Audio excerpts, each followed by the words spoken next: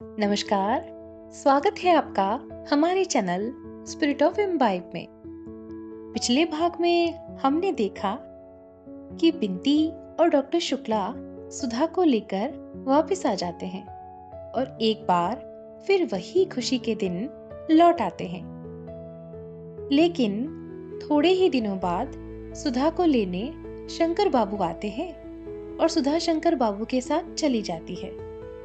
अब आगे बढ़ते हैं और सुनते हैं। जब तक आसमान में बादल रहते हैं तब तक झील में बादलों की छां रहती है। बादलों के खुल जाने के बाद कोई भी झील उनकी छां को सुरक्षित नहीं रख पाती। जब तक सुधा थी, चंदर की जिंदगी का फिर एक बार उल्लास और उसकी ताकत लौट आई थी। सुधा के जाते ही वह फिर सब कुछ खो बैठा। उसके मन में कोई स्थायित्व नहीं रहा।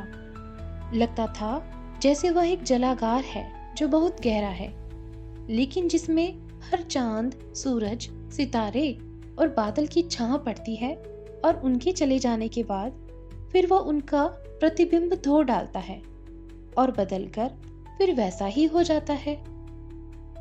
कोई भी चीज पानी को रंग नहीं पाती, उसे छू नहीं पाती। हाँ, लहरों में उनकी छाया का रूप विकृत हो जाता है। चंद्र को चारों ओर की दुनिया सहज गुजरते हुए बादलों का निस्सार तमाशा सी लग रही थी। कॉलेज की चहल पहल, ढलती हुई बरसात का पानी, थीसिस और डिग्री, बटी का पागलपन और पम्मी के खत, ये सभी उसके सामने आते और सपनों की तरह गुजर जाते। कोई चीज उसके हृदय को छू न पाती। ऐसा लगता था कि चंदर एक खोखला व्यक्ति है जिसमें सिर्फ एक सापेक्ष अंतःकरण मात्र है। कोई निरपेक्ष आत्मा नहीं। हृदय भी जैसे समाप्त हो गया था। एक जलहीन हल्के बादल की तरह वह हवा के हर झोंके पर तैर रहा था, लेकिन टिकता कभी भी नहीं था। उसकी भावनाएं, उसका मन, उसकी आत्मा, उसके प्राण, उसका सब कुछ सो गया था और वह जैसे नींद में चल फिर रहा था। नींद में सब कुछ कर रहा था। जाने के 8-9 रोज बाद सुधा का खत आया।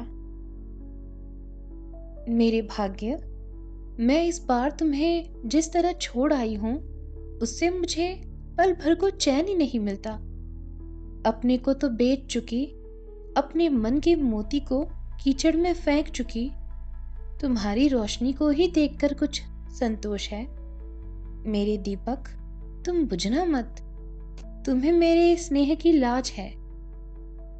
मेरी जिंदगी का नरक फिर मेरे अंगों में बिधना शुरू हो गया है। तुम कहते हो कि जैसे हो निभाह करना चाहिए। तुम कहते हो कि अगर मैंने उनसे निभाह नहीं किया तो यह तुम्हारे प्यार का अपमान होगा। ठीक है, मैं अपने लिए नहीं, तुम्हारे लिए निभा करूंगी, लेकिन मैं कैसे संभालूं अपने को? दिल और दिमाग बेबस हो रहे हैं। नफरत से मेरा खून उबला जा रहा है। कभी कभी जब तुम्हारी सूरत सामने होती है तो जैसे अपना सुख दुख भूल जाती हूँ, लेकिन अब तो जिंदगी का तूफान जाने कितना तेज होता जा रहा है। लगता है तुम्हें भी मुझसे खींचकर अलग कर देगा। लेकिन तुम्हें अपने देवत्व की कसम है, तुम मुझे अब अपने हृदय से दूर न करना। तुम नहीं जानते कि तुम्हारी याद के ही सहारे मैं यह नरक झेलने में समर्थ हूँ। तुम मुझे कहीं छिपा लो, मैं क्या करूं? मेरा अंग अंग मुझ पर व्यंग्य कर रहा है। आंखों की नींद खत्म है। पांवों में इतना तीखा दर्द है, कुछ कह ही नहीं सकती। उठते बैठते चक्कर आने लगा है। कभी कभी बदन कांपने लगता है। आज वह बरेली गए हैं तो लगता है मैं आदमी हूं।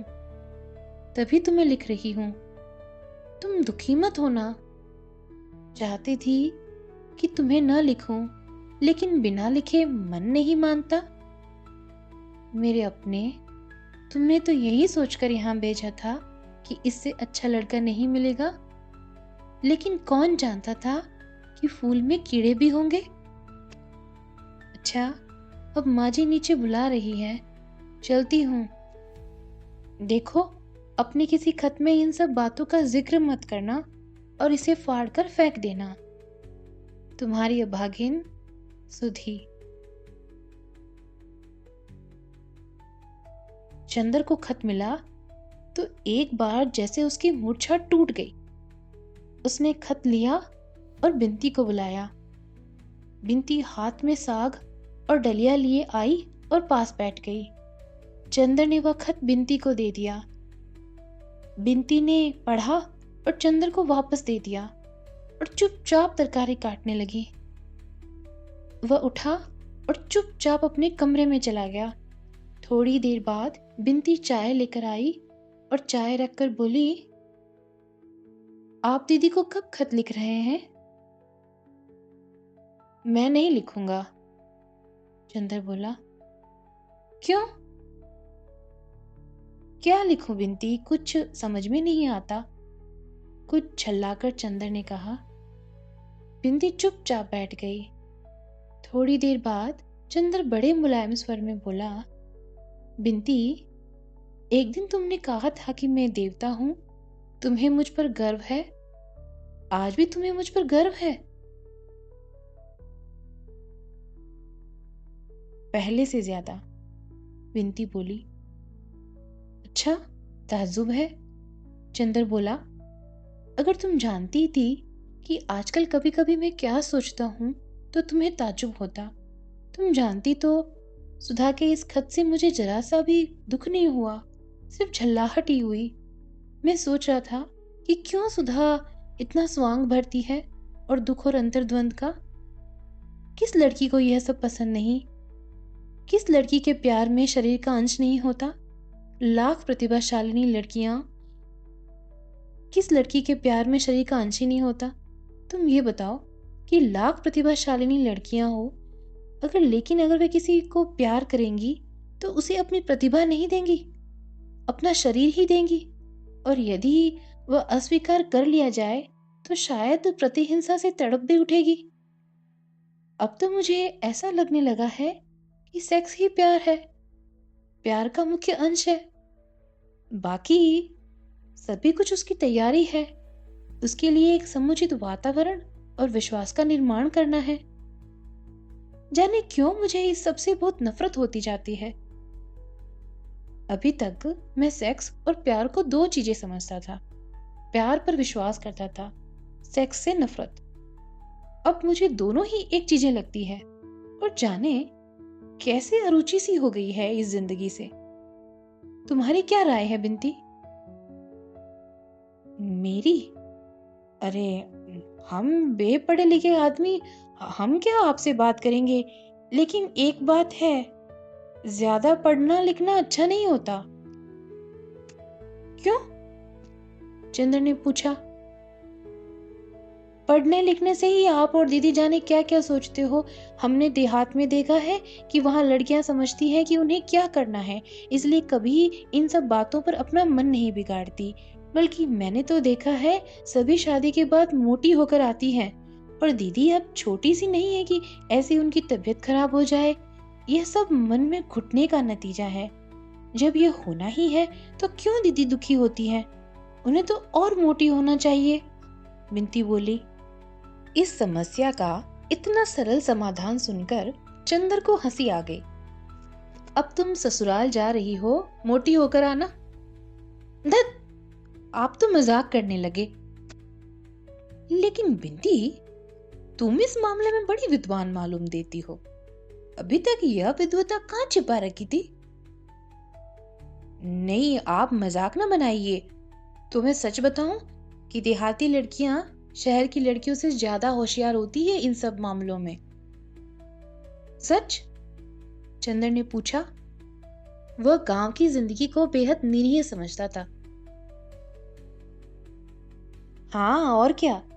वहां इतना दुराग, इतना गोपन नहीं है। सब कुछ उनके जीवन का उन्मुक्त है। और ब्याह के पहले ही वहां लड़कियां सब कुछ अरे नहीं, चंद्र ने बेहद ताजुब से कहा। लो, यकीन नहीं होता आपको? मुझे कैसे मालूम हुआ इतना? मैं आपसे कुछ नहीं छिपाती। वहां तो सब लोग इसे इतना स्वाभाविक समझते हैं कि जितना खाना पीना, हंसना बोलना। बस लड़कियां इस बात में सचेत रहती है कि किसी मुसीबत में न फंसे। चंद्र चुपचाप बैठा चाय पीता रहा। आज तक वह जिंदगी को कितना पवित्र मानता रहा था, लेकिन जिंदगी तो कुछ और ही है। जिंदगी अभी भी वह है जो सृष्टि के आरंभ में थी।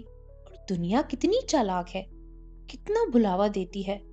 अंदर से मन में जहर छिपाकर भी होठों पर कैसी अमृतमयी मुस्कान झलकाती रहती है। यह बिंती जो इतनी शांत, संयत और भोली लगती थी, इसमें भी सभी गुण भरे हैं। इस दुनिया में चंद्र ने जिंदगी को परखने में कितना बड़ा धोखा खाया है। जिंदगी यह है मांसलता और प्यास, और उसके साथ साथ अपने को छिपाने की कला।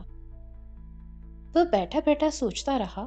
सहसा उसने पूछा, बिंती, तुम भी देहात में रही हो और सुधा भी। तुम लोगों की जिंदगी में वह सब कभी आया? बिंती क्षण भर चुप रही, फिर बोली, क्यों, क्या नफरत करोगे सुनकर? नहीं बिंती, जितनी नफरत और अरुचि दिल में आ गई है, उससे ज्यादा आ सकती है भला। बताना चाहो तो बता दो।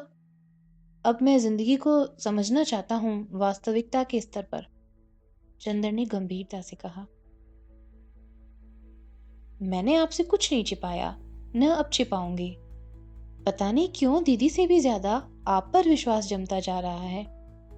सुधा दीदी की जिंदगी में तो यह सब नहीं आ पाया।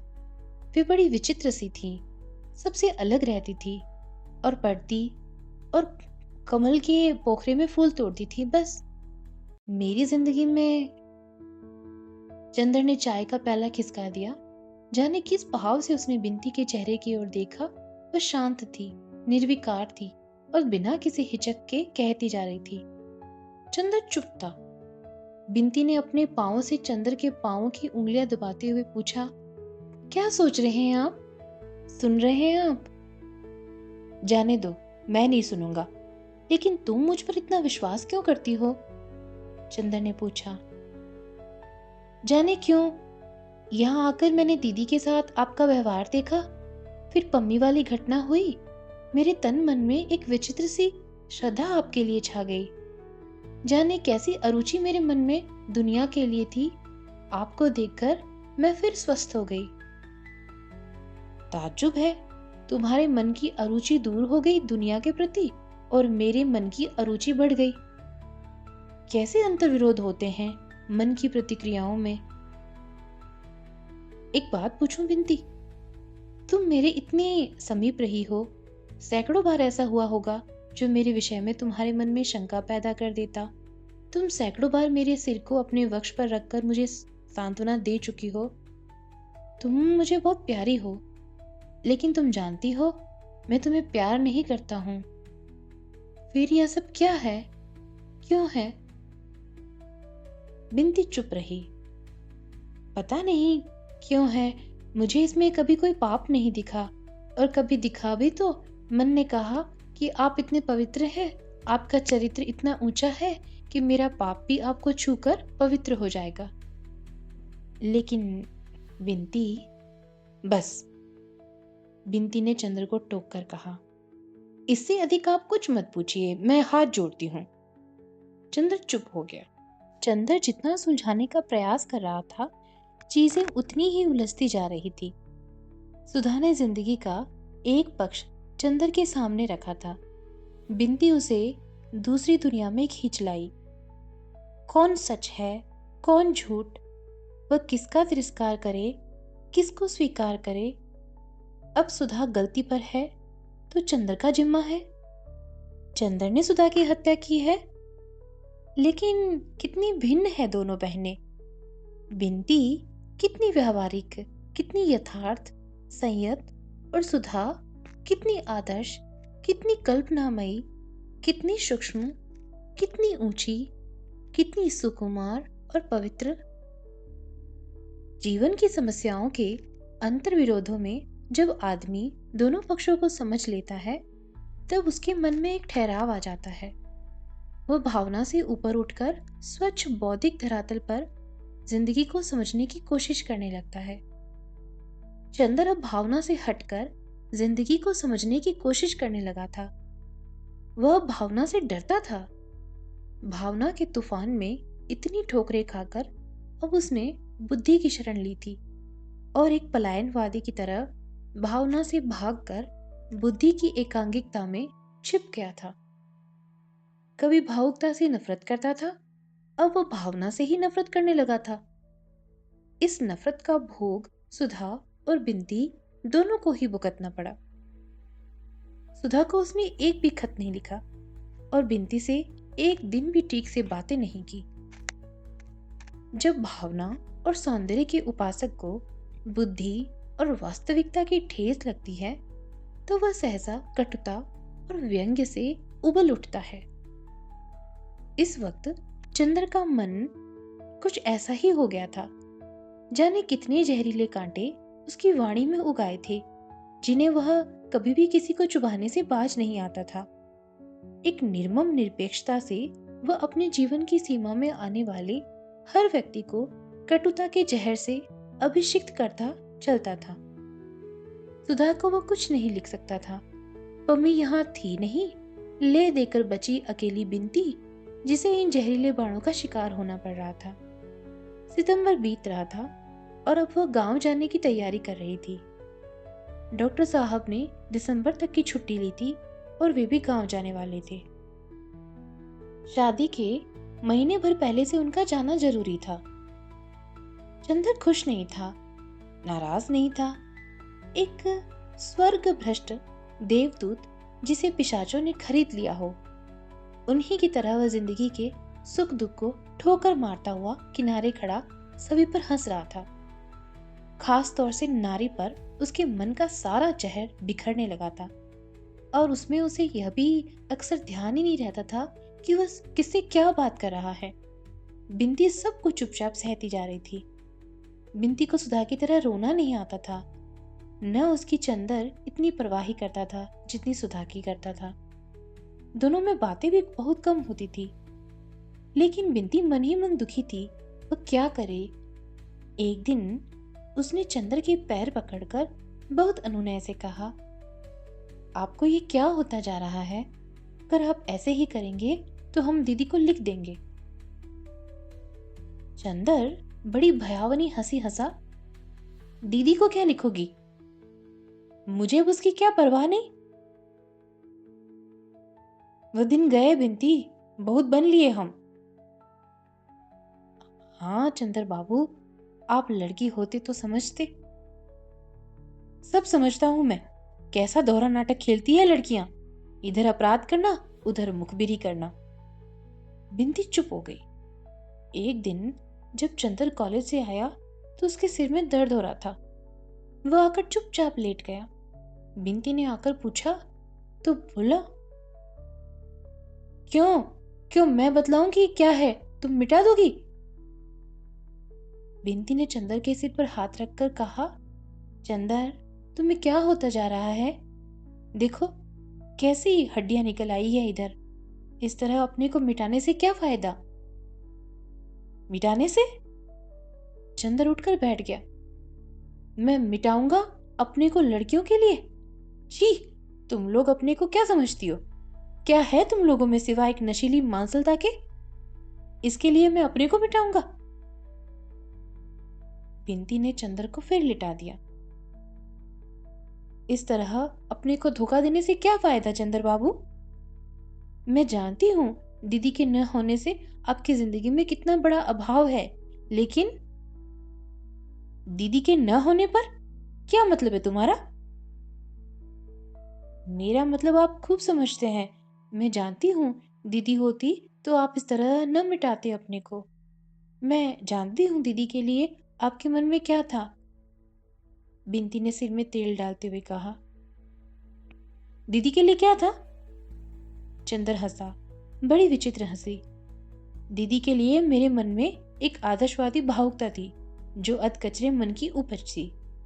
एक ऐसी ही भावना थी जिसकी औचित्य पर ही मुझे विश्वास नहीं, वो एक सनक थी। सनक? बिंती बड़ी देर तक चुपचाप सिर में तेल ठोंकती रही, फिर बोली, अपनी सांसों से बनाई देव मूर्ति पर इस तरह लात तो न मारिए, आपको शोभा नहीं देता। बिंती की आंख में आंसू आ गए। कितनी अभागी है दीदी। चंदर एक टक बिंती की ओर देखता रहा, फिर बोला, मैं अब पागल हो जाऊंगा बिंती। मैं आपको पागल नहीं होने दूंगी, मैं आपको छोड़कर नहीं जाऊंगी। मुझे छोड़कर नहीं जाओगी? चंदर फिर हंसा। जाइए आप, अब आप श्रीमती बिंती होने वाली हैं, आपका ब्याह होगा। मैं पागल हो रहा हूं, इससे क्या हुआ? इन सब बातों से दुनिया नहीं रुकती, शहनाइयां नहीं बंद होती, बंधनवार नहीं तोड़े जाते। मैं नहीं जाऊंगी चंदर अभी, तुम मुझे नहीं जानते। तुम्हारी इतनी ताड़ना और व्यंग्य सहकर भी तुम्हारे पास रही, अब दुनिया भर की लांछना और व्यंग्य सहकर तुम्हारे पास रह सकती हूँ। बिंती ने तीखे स्वर में कहा। क्यों? तुम्हारे रहने से क्या होगा? तुम सुधा नहीं हो, तुम सुधा नहीं हो सकती हो। जो सुधा है मेरी जिंदगी में, वो कोई नहीं हो सकता है, समझी? और मुझ पर एहसान मत जताओ। मैं मर जाऊं, मैं पागल हो जाऊं, किसी का साझा? क्यों तुम मुझ पर इतना अधिकार समझने लगी अपनी सेवा के बल पर? मैं इसकी रत्ती भर परवाह नहीं करता, जाओ यहां से। और उसने बिंती को धकेल दिया, तेल की शीशी उठाकर बाहर फेंक दी। बिंती रोती हुई चली गई। चंदर उठा और कपड़े पहनकर बाहर चल दिया। हाँ, ये लड़कियां समझती है एहसान कर रही है मुझ पर। बिंती के जाने की तैयारी हो गई थी और लिया दिया जाने वाला सारा सामान पैक हो रहा था। डॉक्टर साहब भी महीने भर की छुट्टी लेकर साथ जा रहे थे। उस दिन की घटना के बाद फिर बिंती चंदर से बिल्कुल ही नहीं बोली थी। चंदर भी कभी नहीं बोला। ये लोग कार पर जाने वाले थे, सारा सामान पीछे पीछे लादा जाने वाला था। डॉक्टर साहब कार लेकर बाजार गए थे, चंदर उनका हॉलडोल संभाल रहा था। बिंती आई और बोली, मैं आपसे बात कर सकती हूँ? हाँ हाँ, तुम उस दिन की बात का बुरा मान गई। अमूमन लड़कियां सच्ची बात का बुरा मान जाती हैं। बोलो, क्या बात है? चंदर ने इस तरह कहा जैसे कुछ हुआ ही नहीं हो। बिंती की आंख में आंसू थे। चंदर, आज मैं जा रही हूँ। हाँ, यह तो मालूम है, उसी का तो इंतजाम कर रहा हूँ। पता नहीं मैंने क्या अपराध किया चंदर कि तुम्हारा स्नेह खो बैठी। ऐसा ही था चंदर, तो आते ही आते इतना स्नेह तुमने दिया ही क्यों था? मैं तुमसे कभी भी दीदी का स्थान नहीं मांग रही थी, तुमने मुझे गलत क्यों समझा? नहीं बिंती, मैं अब स्नेह इत्यादि पसंद नहीं करता हूँ। पूर्ण परिपक्व मनुष्य हूँ और ये सब भावनाएं अब अच्छा नहीं लगती मुझे तो। स्नेह वगैरह की दुनिया अब मुझे बड़ी उथली लगती है। तभी चंदर, इतने दिन मैंने रोते रोते बिताए, तुमने एक बार पूछा भी नहीं। जिंदगी में सिवा दीदी और तुम्हारे कौन था? तुमने मेरे आंसुओं की परवाह ही नहीं की। तुम्हें कसूर भी नहीं देती, कसूर मेरा ही होगा चंदर।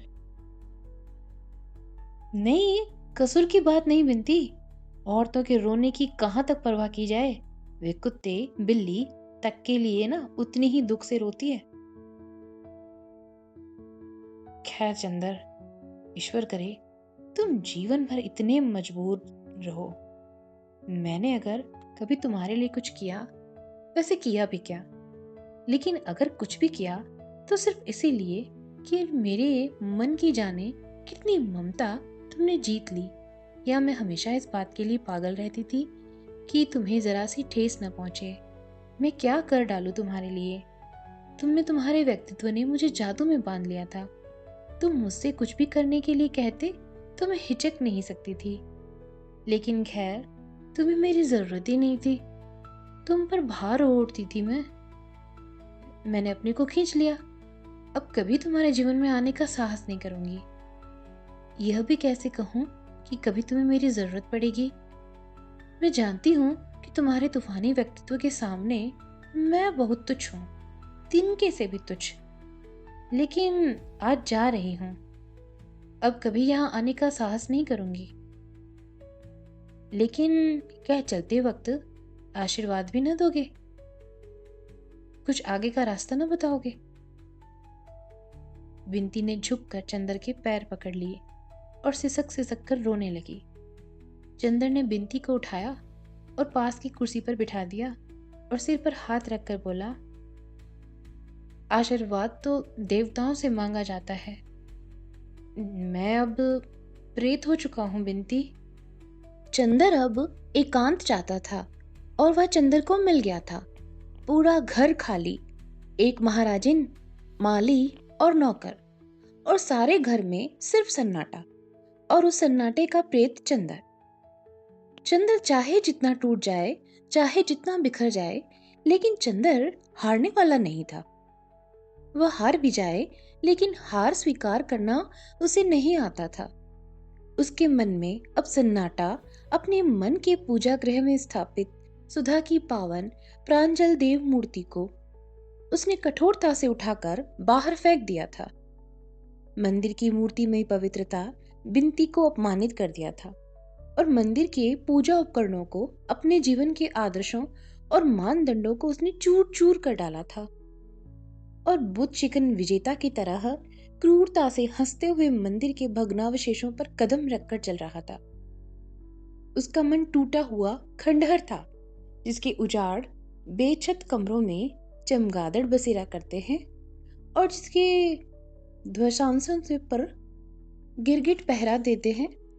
काश कि कोई उन खंडहरों की ईंटें उलट कर देखता तो हर पत्थर के नीचे पूजा मंत्र सिसकते हुए मिलते, हर धूल की परत में घंटियों की बेहोश ध्वनियां मिलती, हर कदम पर मुरझाए हुए पूजा के फूल मिलते और हर शाम सवेरे भग्न देव मूर्ति का करुण रुदन दीवारों पर सिर पटकता हुआ मिलता। लेकिन चंदर ऐसा वैसा दुश्मन नहीं था। उसके मंदिर को चूर चूर कर उस पर अपने गर्व का पहरा लगा दिया था कि कभी भी कोई उस पर खंडहर के अवशेष कुरेद कर पुराने विश्वास, पुरानी अनुभूतियां, पुरानी पूजाएं फिर से न जगा दे। बुद्ध शिकन तो मंदिर तोड़ने के बाद सारा शहर जला देता है ताकि शहर वाले फिर उस मंदिर को न बना पाए। ऐसा ही था चंदर। अपने मन को सुनसान कर लेने के बाद उसने अपनी जिंदगी, अपना रहन सहन, अपना मकान और अपना वातावरण भी सुनसान कर लिया था। अगहन आ गया था, लेकिन उसके चारों ओर जेठ की दोपहरी से भी भयानक सन्नाटा था। बिंती जब से गई उसने कोई खत नहीं भेजा था। सुधा के भी पत्र बंद हो चुके थे। पम्मी के 2 खत आए। पम्मी आजकल दिल्ली घूम रही थी, लेकिन चंदर ने पम्मी को कोई जवाब नहीं दिया। अकेला अकेला, बिल्कुल अकेला। सहारा मरुस्थल की नीरस भयावनी शांति, और वह भी जब तक कि कांपता हुआ लाल सूरज बालू के क्षितिज पर अपनी आखिरी सांसें तोड़ रहा हो और बालू के टीलों की अधमरी छायाएं लहरदार बालू पर धीरे धीरे रेंग रही हो। बिंती के ब्याह को 15 दिन रह गए थे कि सुधा का एक पत्र आया। मेरे देवता, मेरे नयन, मेरे पंथ, मेरे प्रकाश, आज कितने दिनों बाद तुम्हें खत लिखने का मौका मिल रहा है। सोचा था बिंती के ब्याह के महीने भर पहले गांव आ जाऊंगी तो एक दिन के लिए तुम्हें आकर देख जाऊंगी, लेकिन इरादे इरादे हैं और जिंदगी जिंदगी। अब सुधा अपने जेठ और सास के लड़के की गुलाम है। ब्याह के दूसरे ही दिन चला जाना होगा।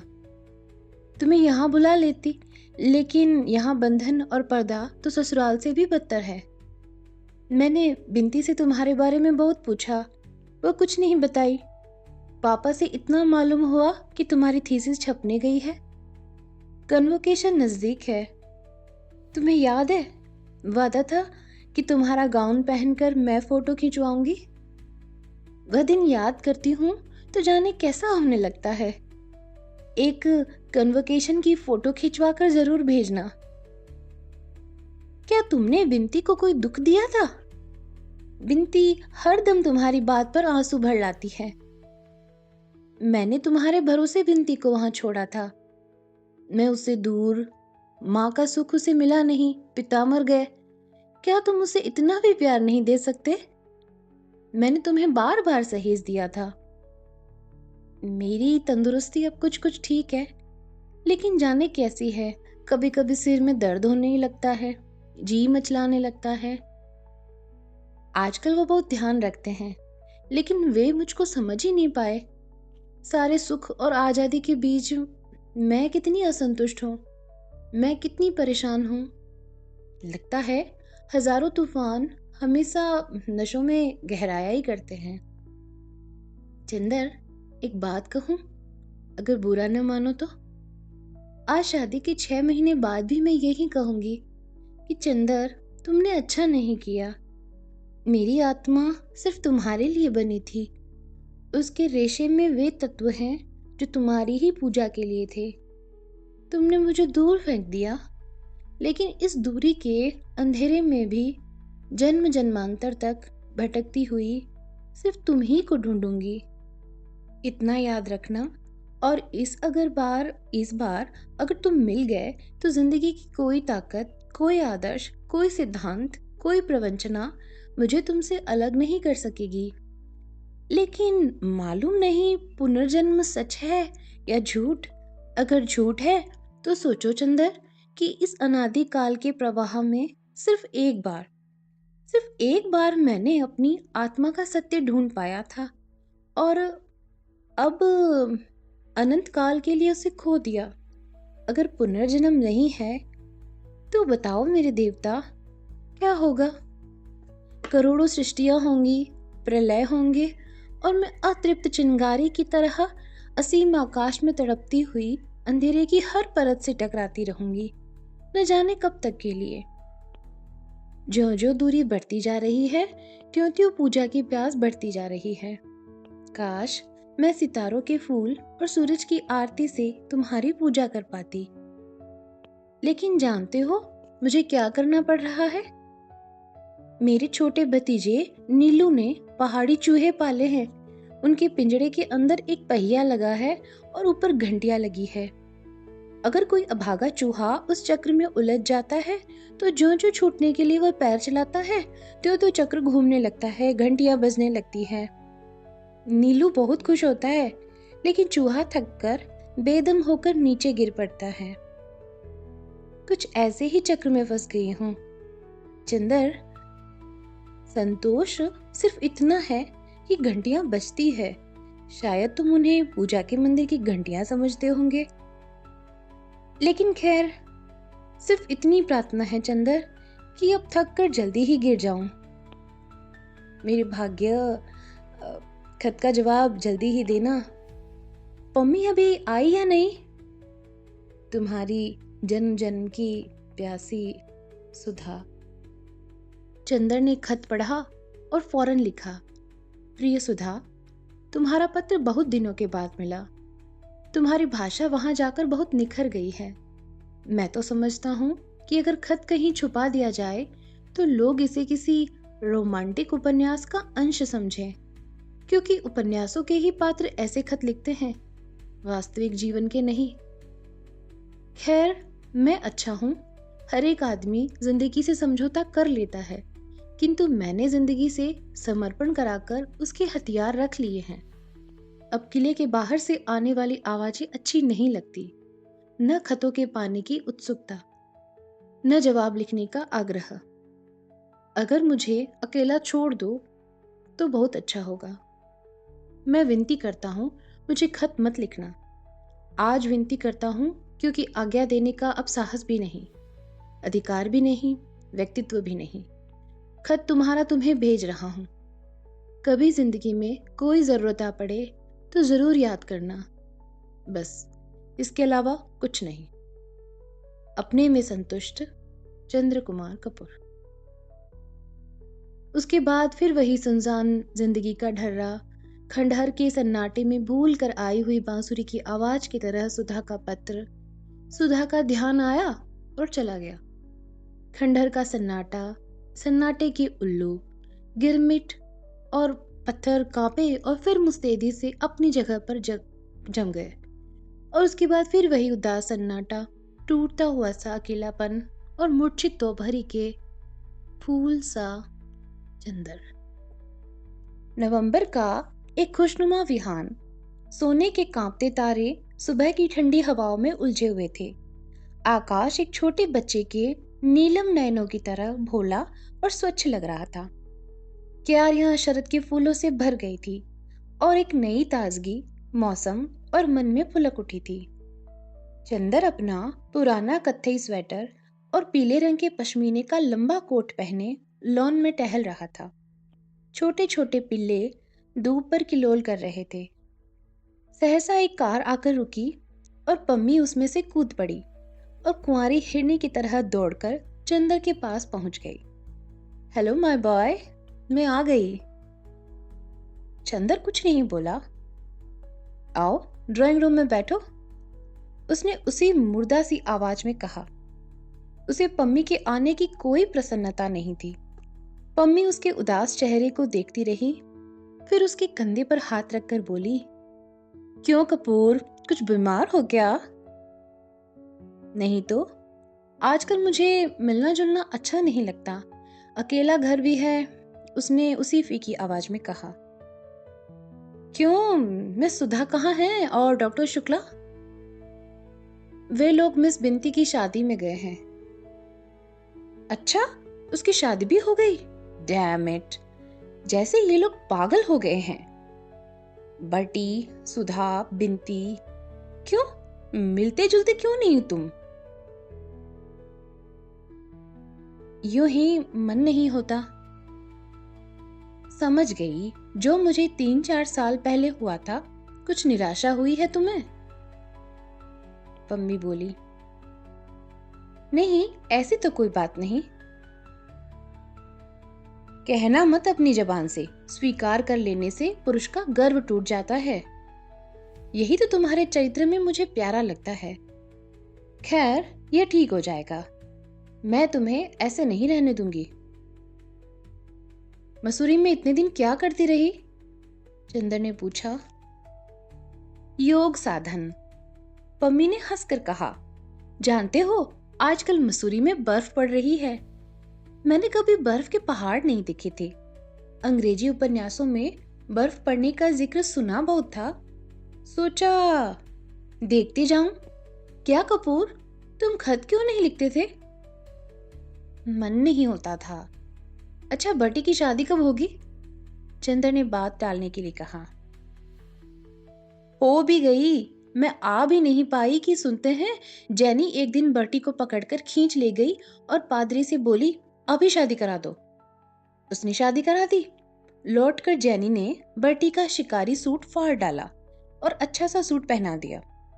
बड़े विचित्र हैं दोनों। एक दिन सर्दी के वक्त बटी स्वेटर उतारकर जैनी के कमरे में गया तो मारे गुस्से की जैनी ने सिवा पतलून के सारे कपड़े उतारकर बटी को कमरे से बाहर निकाल दिया। मैं तो जब से आई हूँ रोज नाटक देखती हूँ। हाँ देखो, यह तो मैं भूल ही गई थी। और उसने अपनी जेब से पीतल की एक छोटी सी मूर्ति निकालकर मेज पर रखी। एक भोटिया औरत इसे बेच रही थी। मैंने मांगा तो वो बोली, यह सिर्फ मर्दों के लिए है। मैंने पूछा क्यों? तो बोली, इसे अगर मर्द पहन ले तो उस पर किसी औरत का जादू नहीं चलता। वह औरत या तो मर जाती है या भाग जाती है या उसका ब्याह किसी दूसरे से हो जाता है। तो मैंने सोचा तुम्हारे लिए लेती चलूं। चंदर ने देखा वह अवलोकितेश्वर की महायानी मूर्ति थी।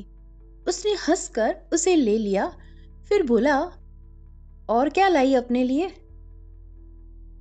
अपने लिए एक नया रहस्य लाई हूं। क्या? इधर देखो मेरी ओर, मैं सुंदर लगती हूं? चंदर ने देखा, पम्मी 18 साल की लड़की सी लगने लगी है। चेहरे के कोने भी जैसे गोल हो गए थे और मुंह पर बहुत ही भोलापन आ गया था। आंखों में कुंवारापन आ गया था। चेहरे पर सोना और केसर, चंपा, हर सिंगार घुल मिल गए थे। सचमुच पम्मी, लगता है जैसे कौमार्य लौट आया है तुम पर तो। परियों के कुंज से अपना बचपन फिर चुरा लाई क्या? नहीं कपूर, यही तो रहस्य लाई हूँ, हमेशा सुंदर बने रहने का, और परियों के कुंजों से नहीं, गुनाहों के कुंजों से। मैंने हिमालय की छांव में एक नया संगीत सुना कपूर, मानसलता का संगीत। मसूरी के समाज में घुल मिल गई और मादक अनुभूतियां बटोरती रही, बिना किसी पश्चाताप के, और मैंने देखा कि दिनों दिन निखरती जा रही हूँ। कपूर, सेक्स इतनी बुरी नहीं जितना मैं समझती थी। तुम्हारी क्या राय है?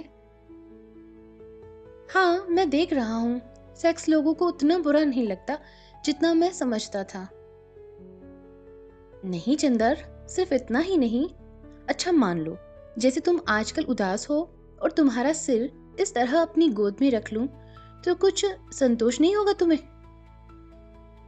और पम्मी ने चंदर का सिर सचमुच अपने श्वासोन्दलित वक्ष से चिपका लिया। चंदर झल्ला कर हट गया। कैसी अजब लड़की है। थोड़ी देर चुप बैठा रहा, फिर बोला, क्यों पम्मी, तुम एक लड़की हो, मैं तुम्ही से पूछता हूँ, क्या लड़कियों के लिए प्रेम में सेक्स अनिवार्य है? हाँ, पम्मी ने स्पष्ट स्वरों में जोर देकर कहा। लेकिन पम्मी, मैं तुमसे नाम तो नहीं बताऊंगा, लेकिन एक लड़की है जिसको मैंने प्यार किया है, लेकिन शायद वह मुझसे शादी नहीं कर पाएगी। मेरे उसके कोई शारीरिक संबंध भी नहीं है। क्या तुम इसे प्यार नहीं कहोगी? कुछ दिन बाद जब उसकी शादी हो जाए तब पूछना, तुम्हारा सारा प्रेम मर जाएगा। पहले मैं भी तुमसे कहती थी, पुरुष और नारी के संबंधों में एक अंतर जरूरी है। अब लगता है यह सब एक भुलावा है, अपने से, पम्मी ने कहा। लेकिन दूसरी बात तो सुनो, उसी की एक सखी है, वह जानती है कि मैं उसकी सखी को प्यार करता हूँ, उसे नहीं कर सकता। कहीं सेक्स की तृप्ति का सवाल नहीं, फिर भी वह मुझे प्यार करती है, इसे तुम क्या कहोगी? चंदर ने पूछा। यह और दूसरे ढंग की परिस्थिति है। देखो कपूर, तुमने हिप्नोटिज्म के बारे में नहीं पढ़ा? ऐसा होता है कि अगर कोई हिप्नोटिज्म एक लड़की को हिप्नोटाइज कर रहा है और बगल में एक दूसरी लड़की बैठी है जो चुपचाप ये देख रही है, तो वातावरण के प्रभाव से अक्सर ऐसा देखा जाता है कि वह भी हिप्नोटाइज हो जाती है। लेकिन वह एक क्षणिक मानसिक मूर्छा होती है जो टूट जाती है, पम्मी ने कहा। चंदर को लगा जैसे बहुत कुछ सुलझ गया। एक क्षण में उसके मन का बहुत सा भार उतर गया। पम्मी, मुझे तुम ही एक लड़की मिली जो साफ बातें करती हो और एक शुद्ध तर्क और बुद्धि के धरातल से। बस, मैं आजकल बुद्धि का उपासक हूँ, भगवान से चिढ़ है। बुद्धि और शरीर, बस यही दो आदमी के मूल तत्व हैं। हृदय तो दोनों के अंतर संघर्ष की उलझन का नाम है, पम्मी ने कहा और सहसा घड़ी देखते हुए बोली, 9 बज रहे हैं। चलो, 9:30 से मैटिनी है, आओ देखा है। मुझे कॉलेज जाना है, मैं जाऊंगा नहीं कहीं। आज इतवार है प्रोफेसर कपूर, पम्मी चंदर को उठाकर बोली। मैं तुम्हें उदास नहीं होने दूंगी मेरे मीठे सपने। तुमने भी मुझे इस उदासी के इंद्रजाल से छुड़ाया था, याद है ना? और चंदर के माथे पर अपनी गरम मुलायम होठ रख दिए। माथे पर पम्मी के होठों की गुलाबी आग चंदर की नसों को गुदगुदा गई। वह क्षण भर के लिए अपने को भूल गया। पम्मी के रेशमी फ्रॉक के गुदगुदाते हुए स्पर्श, उसके वक्ष की अलभ्य गरमाई और उसके स्पर्श के जादू में खो गया। उसके अंग अंग में सुबह की शबनम ढलकने लगी। पम्मी उसके बालों को अंगुलियों से सुलझाती रही, फिर कपूर के गाल थपथपाकर बोली, चलो कपूर। कपूर जाकर बैठ गया। तुम ड्राइव करो, पम्मी बोली। चंदर ड्राइव करने लगा और पम्मी कभी उसके कॉलर, कभी उसके बाल, कभी उसके होठों से खेलती रही। 7 चांद की रानी ने आखिर अपनी निगाहों के जादू से सन्नाटे के प्रेत को जीती लिया।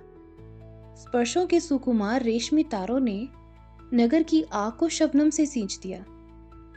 उबड़ खाबड़ खंडहर को अंगों के गुलाब की पाखुरियों से ढक दिया। और पीड़ा के अंधियारे को सीपियां पलकों से झरने वाली दूधिया चांदनी से धो दिया। एक संगीत की लय थी जिसमें स्वर्ग भ्रष्ट देवता खो गया। संगीत की लय थी या उद्गाम यौवन का भरा हुआ ज्वार था जो चंद्र को एक मासूम फूल की तरह बहा ले गया। जहां पूजा दीप बुझ गया था वहां तरुणाई की सांस की इंद्रधनुषी समा झिलमिला उठी थी। जहां फूल मुरझाकर धूल में मिल गए थे वहां पुखराजी स्पर्शों के सुकुमार हर सिंगार झर पड़े। आकाश के चांद के लिए जिंदगी के आंगन में मचलता हुआ कन्हैया थाली के प्रतिबिंब में ही भूल गया। चंद्र की शामें पम्मी के अदम्य रूप की छाव में मुस्कुरा उठी। ठीक 4 बजे पम्मी आती, कार पर चंद्र को ले जाती और चंद्र 8 बजे लौटता। प्यार के बिना कितने महीने कट गए, पम्मी के बिना एक शाम नहीं बीत पाती। लेकिन अब भी चंद्र ने अपने को इतना दूर रखा था कि कभी पम्मी के होठों के गुलाबों ने चंद्र के होठों के मूंगे से बातें भी नहीं की थी। आज के लिए तो इतना ही। मिलते हैं अगले भाग की ओर। बने रहिएगा हमारे साथ और सुनते रहिएगा। और कमेंट बॉक्स इंतजार करता है आपके कमेंट के लिए। धन्यवाद।